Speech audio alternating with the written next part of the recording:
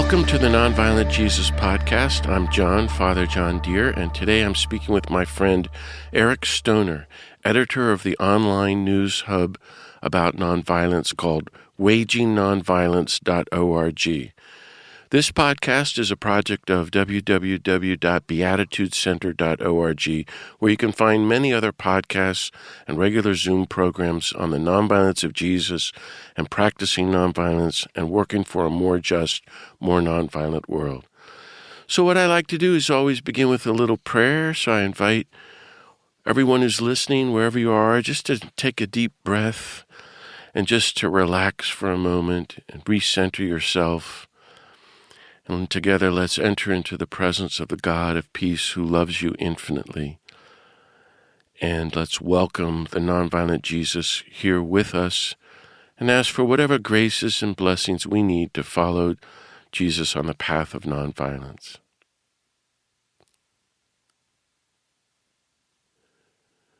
Beloved God of peace, thank you for all the blessings of life and love and peace that you give us. Be with us now as we reflect together on your call to live and practice the way of nonviolence, and bless us, inspire us, disarm us, strengthen us, and send us out to do your will and to proclaim and live your way of active, creative nonviolence in the tradition of Jesus, Gandhi, Dr. King, and Dorothy Day, that we might do our part to help end poverty and war, racism and greed, injustice and nuclear weapons, and the whole systems of violence, that we might be your beatitude people of universal love, compassion, and peace. We ask this in the name of the nonviolent Jesus. Amen. Hey, it's my great pleasure to welcome and introduce everyone to my friend Eric Stoner, founding editor of wagingnonviolence.org, which is an independent nonprofit media platform website that covers social movements and activism based in Gandhian Kingian nonviolence all over the world. Since 2009, it has published original reporting on nonviolent action from contributors in more than 90 countries. Eric has reported himself from Afghanistan and the Philippines, and his articles have appeared in, I think, Rolling Stone, Sojourners, The Nation, The Guardian, In These Times, and elsewhere. Eric is also an adjunct professor at New York University, where he teaches a course on global justice and peacemaking. I myself have known Eric for decades, and I remember somewhere along the line, Eric, you called in the early 2000s and said, hey, we're going to set up this brand new website as a clearinghouse for all things about nonviolence with the best writers and the best news. And I always thought that was great. But now it's totally taken off and recently had up to 1.3 million people reading it and following it. All this done on a shoestring budget with just a few staff people, Eric and our friend Brian. It's really a miracle. And I was happy to have you on, Eric, so that everyone would know about wagingnonviolence.org and hear about what you're doing. So, Eric Stoner, welcome to the Nonviolent Jesus Podcast. Thanks so much for having me, John. It's my pleasure. So, if people typed in wagingnonviolence.org, Eric, they'd find all these articles about campaigns happening around the country and the world and movements where people are organizing around the power of Gandhian Kingian nonviolence to bring about justice locally and disarmament and, positive social change for creation. It's been my view, along with our friends and teachers, Erica Chenoweth and Maria Stefan, who I'll later have on the program, that the only way positive social change happens, and I mean from Jesus to St. Francis and St. Clair to the abolitionists, the suffragists, the labor movement of the 30s, the civil rights movement, the anti-Vietnam War movement, and then the explosion, if you will, of nonviolent movements from, the women's movement, the environmental movement, LGBT, to the end of apartheid, the nonviolent collapse of communism and the Berlin Wall, and all the other movements. The only way change happens is bottom-up, people power, grassroots movement of nonviolence. And it's not just the human way to change, it's the spiritual way. You've been editing and collecting stories every day for the almost 20 years now. And here we are in our country in this terrible moment with the Trump administration bringing on full-on authoritarianism, oligarchy, and fascism. So let's start right there and dive into it. Tell me about what you're hearing, Eric, as you look around the country and people are writing to you and you're in touch with so many people about nonviolent organizing and campaigns in response to the Trump administration and all the bad things happening. Yeah, I think contrary to what I think a lot of people think or feel right now, there's actually been a lot more protest and resistance to Trump than you might see in the mainstream media. I think that's the important point, is that a lot of these stories aren't getting the attention that they deserve. And once you start to really see what's happening, it does inspire hope, and you do see possibilities for how we can stop a lot of the bad from happening. And yes, I mean, when you look just from the very beginning, there's been actually widespread protests against, the attacks on government by Elon Musk and Doge, and the freezing of federal funds, trillions of dollars of federal funds, which, Trump has had to backtrack on many of his attempts to kind of hurt people and to kind of take control. I think you've seen, widespread protests in support of migrants and immigrants more generally around the country, in LA and every other major city.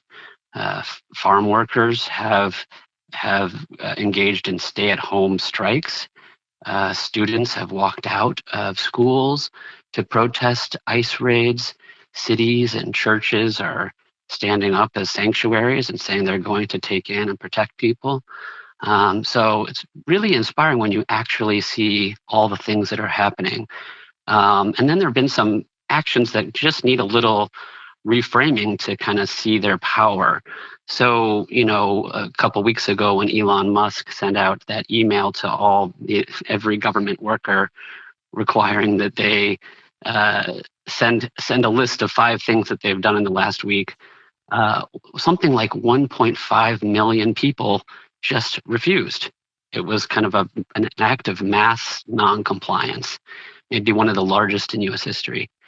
And then, you had this economic blackout, they were calling it, on February 28th. And I just saw that Forbes had a story that talked about a poll where they interviewed consumers, and they found that 16% of people that they talked to said that they were participating in this boycott. So if those numbers are right, that could mean up to 40 million people participated in this boycott, which is really incredible. But has anybody seen that in the news? Has anybody really heard about that? It's kind of shocking. And then finally, there's been really, I think, inspiring protests around Tesla, which I've enjoyed seeing, where they've been protesting at Tesla dealerships and have really tried to and been successful in kind of tanking Tesla's stock price. And one estimate was that it's actually knocked off $100 billion off of Elon's net worth, which is just incredible. So yeah, there's just so much happening, right? And now people are talking about tax resistance. They're talking about organizing a general strike. So there's just a lot that is happening under the radar of the mainstream media that I think should give us some hope and inspiration. Well, that's very hopeful and encouraging to hear you say it like that. And you're right. I haven't heard any of these things except when I see them on wagingnonviolence.org. So the boycott in particular, my friend and great teacher, Philip Berrigan, the great activist, and his brother Daniel. Phil, shortly before he died, in response to my book about Gandhi, you may remember in 1919, Gandhi, it's in the movie Gandhi calls for a total boycott of everything, that the whole country is to shut down for a day of prayer and fasting. and everybody laughed at him. And 300 million people stayed home. And that was the beginning of the end of British rule. And the British were appalled. And Phil wrote a long essay saying that's what needs to happen in the United States. And he died, not living to see any of that happen. And Dan said, when the day he died, well, someday this will happen and it'll be in the record. I'd never heard anybody call for it. In all my years of activism, I'd never seen anything until February 28th. And they were very clear, this was just a few weeks ago, especially Walmart, Target, any big chain store, no gasoline, right? And I didn't do that. And so I was studying the press. I just want to hear a little bit more about what you think about this. And the next day, the New York Times had a real horrible personal attack on the founder of the boycott. Nothing about the boycott, but just attacked him on the front page. I was impressed. I mean, they showed their cards. And if you're saying that 16%, that is millions and millions of people, and that has to really make a dent. And then,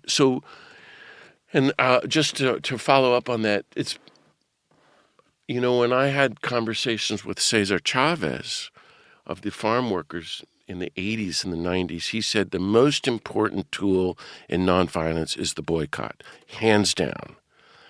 It worked for Gandhi, and the boycott is how apartheid fell, period. Once the global boycott on apartheid happened on South Africa, apartheid was doomed because they couldn't run the country. And he said that's what we did, and we needed to get 3% of the country to boycott grapes, and we got 17%. And it just changed the grape industry. Where do you think this is going to go? Yeah. What are you hearing? These organizers are calling for continued boycotts like every month this year, and I think it's going to ramp up. And that would be my hope. But how do we help spread the word and make sure it's rooted in nonviolence somehow? And it's got to become contagious, because don't you think that's how nonviolence works, Eric? Yes, exactly. Yeah, I think this was the success of this boycott. I think was extremely contagious. I think people are desperate for ways that they can act and show their opposition to what's going on, and so this really spread without much organization at all. It really kind of spread through social media, through things like TikTok, and it was like really impressive the amount of how it caught fire, given how little actual organization there was behind it. And I think the challenge now, right, is to, what made Gandhi and Chavez successful was that there was a lot of serious organizing that went, on the ground, kind of organizing to build those boycotts. And so I think the challenge will be to what extent we can actually give real kind of infrastructure and real education around how are boycotts successful. And so I think that's going to be what we need to do, because there have been many calls for boycotts of particular companies or industries, or days of actions, weeks of actions over the next couple months, and but it still is being spread largely online and doesn't have, at least from what I know, like major organizations kind of behind it, or labor unions or things like this. So I think, we're going to have to get more strategic and more planning and more training to kind of increase, our effectiveness with the boycott. But I think it is one of the most powerful tools that we have. And we're kind of just learning how to flex that muscle right now. But I think it's encouraging to see how much this idea already kind of captured people's imaginations. Yeah, it's very exciting and very hopeful. Can you say a word about the media not covering it? I mean, the media absolutely cannot cover the boycott of all their major sponsors because it's the end of the mainstream media then, isn't it? I mean, so we're just going to have to, as you say, do a lot of grassroots organizing and word of mouth to build on it. Yeah, I mean, I think, the major media are also major corporations in themselves, and they have their own corporate interests and their own sponsors. And yeah, so I think by their very nature, they're going to be doing what they can to kind of squash, efforts like this. So I think this is where you really need to find alternative sources of information, and I think social media is one way that these ideas are not kind of totally controlled by some big corporations. So I think, also obviously waging nonviolence, you can find all this information. I really recommend Choose Democracy as well, which has been collecting a lot of this information and started a site called Boycott Central, where they're collecting information about all these different boycotts efforts and historical case studies and trying to teach people about how to do this more effectively. So that's choosedemocracy.org? Yes. And boycottcentral.org? Boycott Central, I think, is a sub project under Choose Democracy. Okay. So if you go there, you'll be able to find more information there and sign up for that mailing list to kind of keep up on all the different boycott efforts and research, and to go deeper on this. That's great. So one of your writers, whom I don't know, Daniel Hunter, started writing about organizing against Trump early on, and he's attracted, it seems like, millions of readers.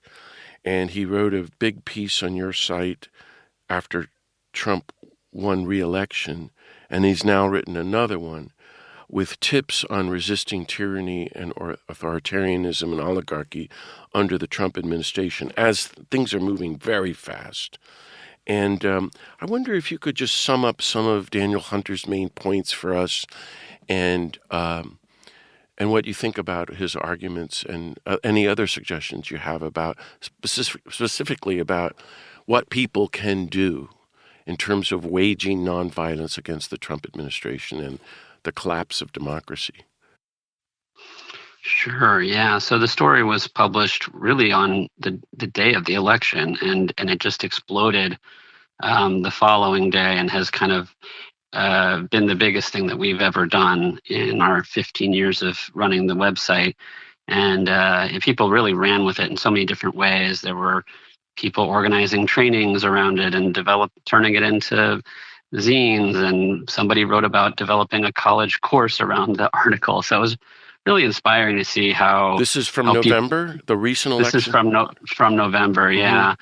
And it still is getting a lot of traction on our site, even though it was written for that moment. But I think it's because a lot of the advice is really sound. And he kind of has 10 points that he develops to look at how we can stay grounded and be prepared and resist kind of effectively in this moment against Trump. And he starts off by actually developing more around kind of the psychological and emotional work that we need to do in moments like this. And I think that really struck people. But he starts off by talking about, needing to trust yourself, trust your instincts, right? To find a small group of people that you can get together with regularly and process what's happening and try to build something with. He talks about the importance of grieving, that if we don't take time to grieve what is lost, we might act irrationally or lash out. And it's important to appreciate what we've been through, right? If you're just kind of operating from shock about what's happening, you're gonna make mistakes. He then talks about the need to just release what you can't change. To kind of he says that, it's kind of captured in the serenity prayer, right?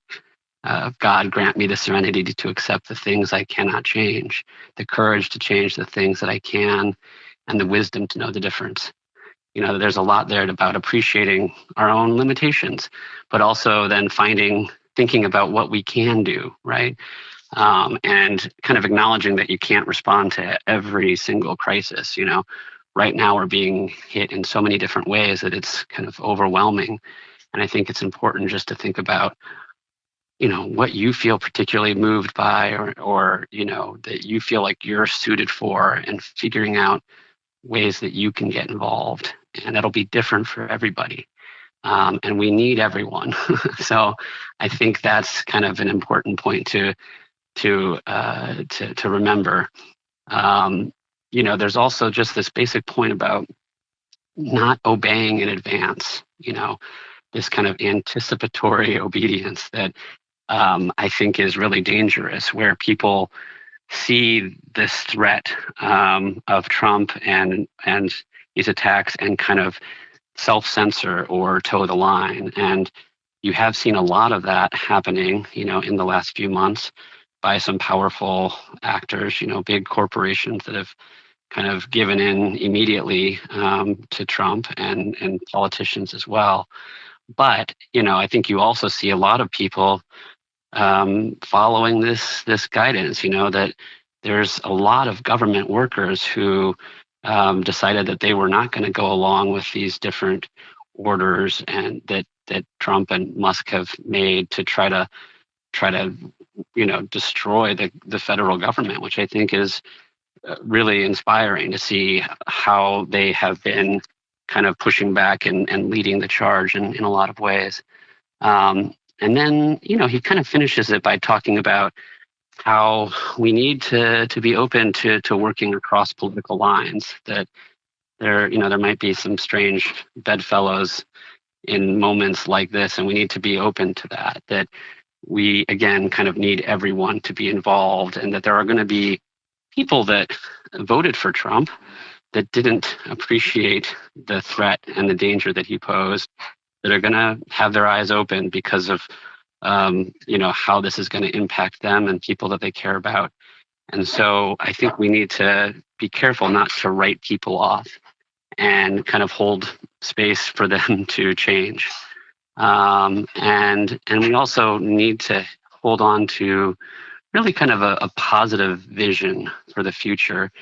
It's less inspiring to just be talking about what you are against and what you want to stop. We also have to have like a moving, inspiring vision for the world that we want. And so I think those are some of the ideas that he shared in that story. And I think, they're just good.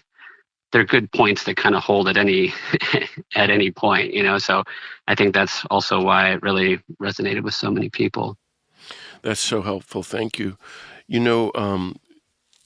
One of the things about nonviolence that Martin Luther King says was nonviolence is power, and we have more power than we realize. And when I think of you, you just said, well, you and your friends were going to start a website.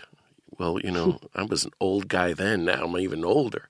I write books and give talks. A website, and you stuck with it, and it's just grown, and it's become such an impact for many people around the world as a source of information.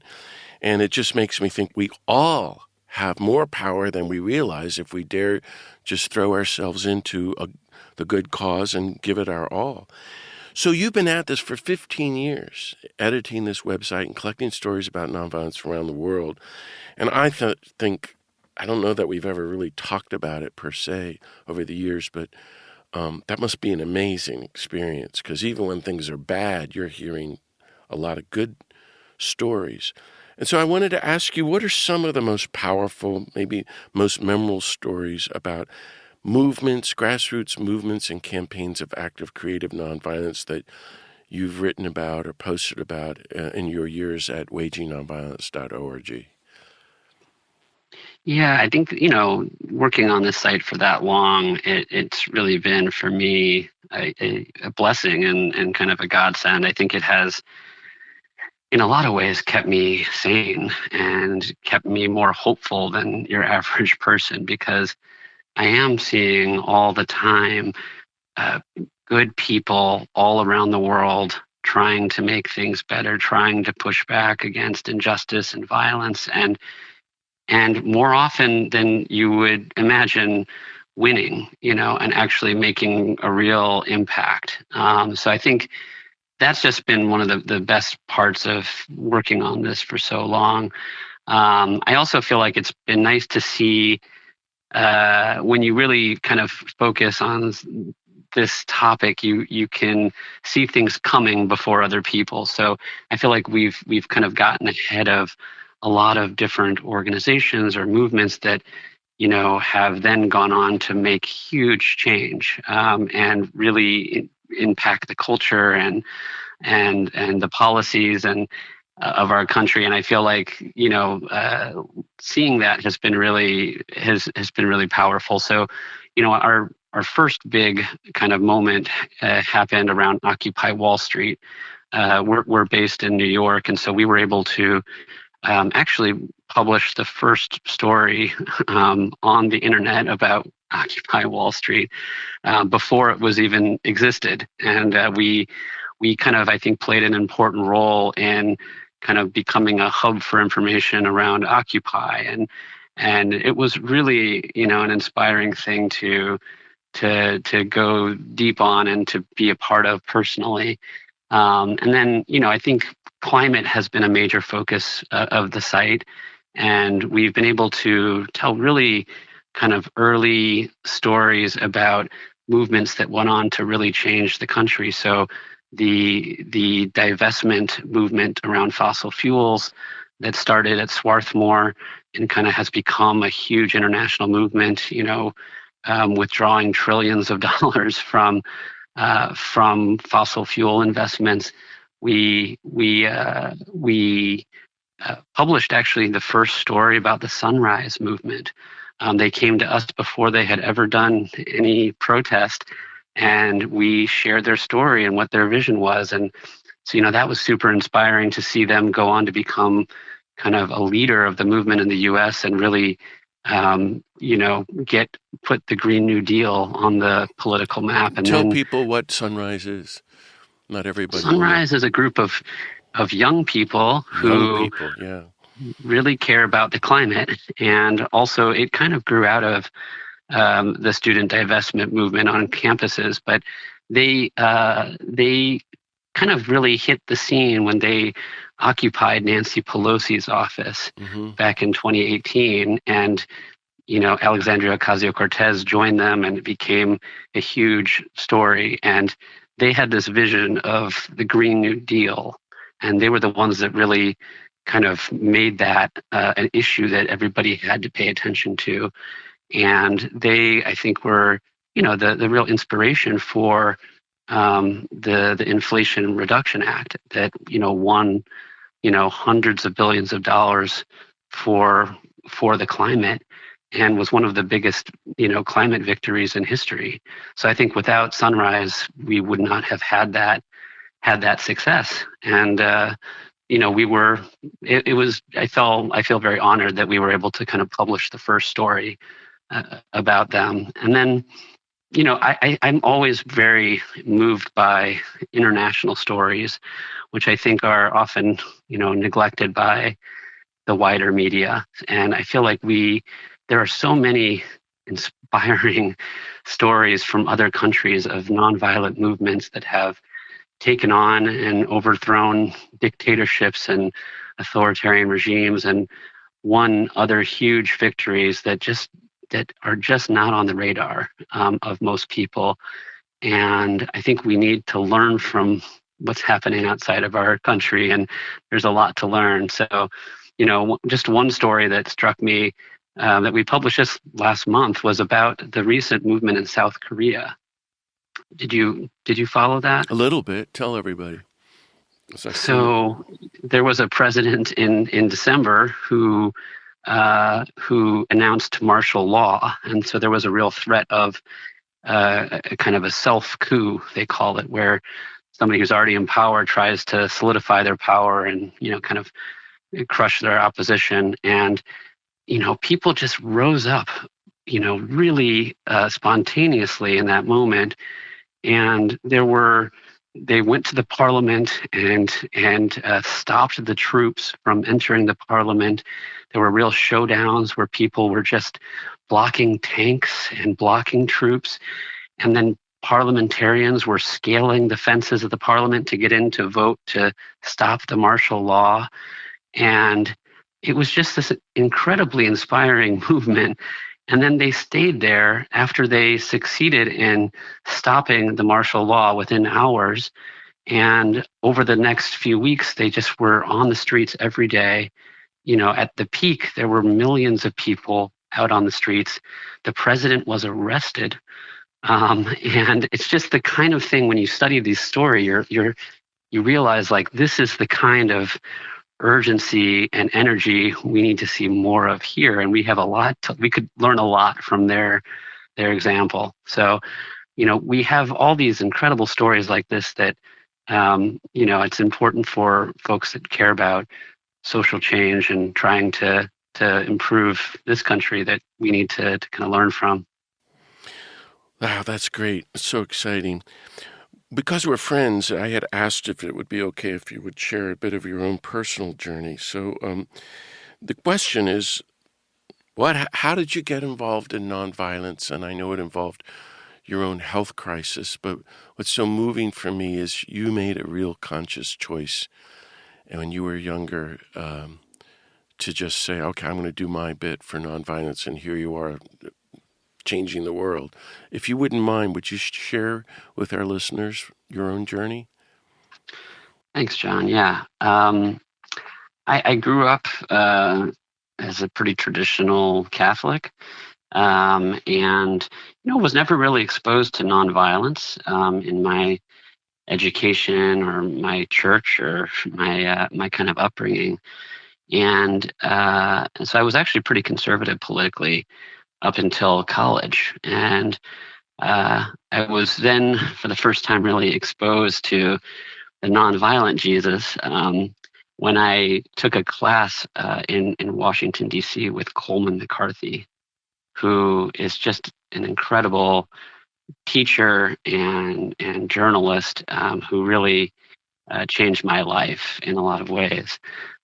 He just shared so many powerful stories of nonviolence and peacemakers that I had never heard of, and it really touched my heart. I felt like I had a conversion that summer while I was in DC, and I felt like I needed to change my life. It also was connected, like you mentioned, to my health. I have cystic fibrosis, and at the time, the life expectancy with the disease was probably maybe in the 30s or in the 40s. So I kind of grew up feeling like I didn't have long, and I felt like I wanted to do something meaningful with my life, and I wanted to try to help people. I felt like I think having that illness also gave me an appreciation for just the vulnerability of life, and I think that made nonviolence more appealing. I thought, given the little time that we have on this earth, like, why would we spend that precious time trying to hurt others or trying to kill others? And we need to do whatever we can to kind of protect life in all its forms. And so I just felt like when I learned these stories of nonviolence, it just was incredibly inspiring for me. And I felt like I decided to make that my life's mission. And so, yeah, that was just a transformative experience for me. And I think it did have a lot to do with why I chose nonviolence. And you're doing well these days and carrying Yeah, on. there was also a big breakthrough with my health in the last few years that has kind of changed the trajectory. So I'm very thankful to still be here and still being able to do this work. And and kind of get into good trouble. It's great. So you must have learned a lot of new things over the decades since Coleman's class and reporting on nonviolence around the world. And I know we don't have much time left, but maybe you could share a thought or two about what are you learning new these days? What are you thinking these days? And even as you teach it at NYU about nonviolence and nonviolent action and even the spirituality of nonviolence. Yeah, I mean, I think I've continually just learned over and over again how powerful of a tool nonviolence is for social change. So I think it's really, like you said, the most powerful tool that we have. And, that, like you mentioned, I think everything that we have that is good today was won through nonviolent struggle. And, but that to get good at it, we need to study it and we need to practice it. And I think, being grounded in faith is also very important and can, I think, give us staying power, right? Because there's a lot of ups and downs when you're in the struggle and doing this kind of work. And, having faith and spirituality and a belief in God gives you a kind of a long-term perspective, right? That it's not about needing to see immediate progress, that you are taking action because you believe that you are on the side of justice and doing what is right and trying to take care of people.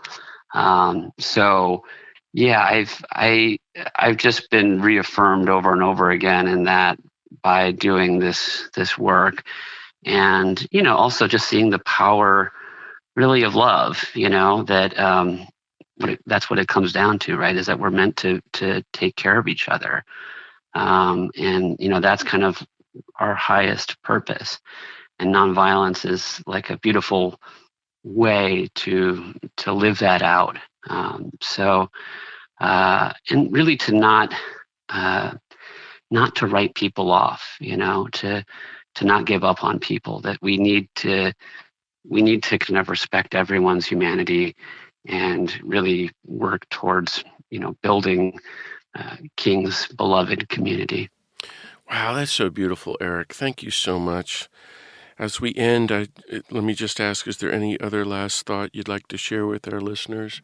That was a pretty good one, calling us to love. Yeah, I think, in this moment, we just, we all should try to find, community. I think community is really key to surviving moments like the one we're going through.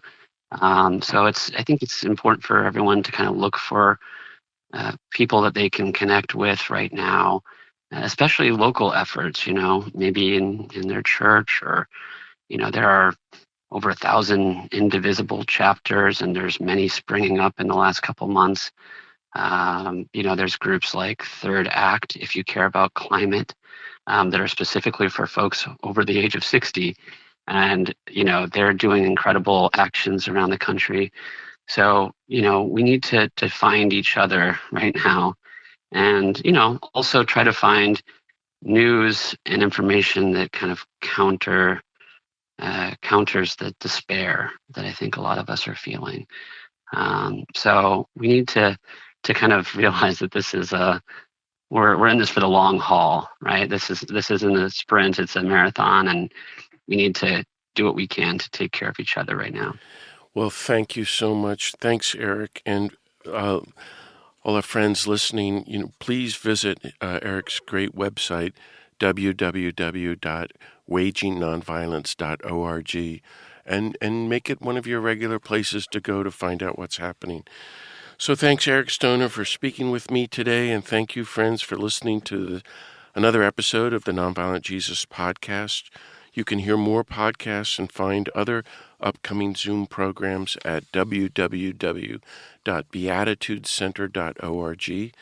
And please consider offering a donation to support this free work, and maybe even leaving some positive feedback or a review on Apple or Spotify or the National Catholic Reporter or whatever platform you use. So thank you so much. May the God of peace bless everyone. Keep on following the nonviolent Jesus, and see everybody next time.